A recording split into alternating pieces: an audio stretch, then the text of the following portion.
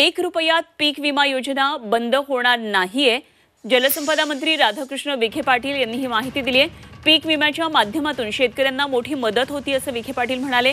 राज्याच्या स्थापनेनंतर पहिल्यांदा शेतकऱ्यांना एवढी मोठी मदत झालेली असल्याचं विखे पाटील यांनी म्हटलंय. त्यामुळे ₹1 पीक विमा ही योजना बंद होणार नसल्याचा विश्वास त्यांनी दिला. मला कळत नाही कोण वावड्या उठवतंय. अजून आता बजेट येते आपलं मार्चमध्ये. ₹1 पीक विम्याचा एवढा मोठा परिणाम सकारात्मक पद्धतीने शेतकऱ्यांच्या करता झालेला आहे.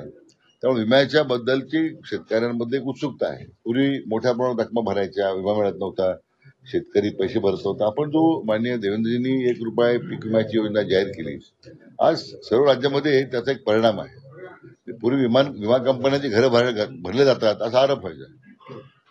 आता उलटी परिस्थिती आहे. आता शेतकऱ्यांना एवढी मोठी मदत झाली, मला वाटतं राज्याच्या स्थापनेनंतर पहिल्यांदा एवढी मोठी मदत विम्याच्या माध्यमातून झालेली आहे.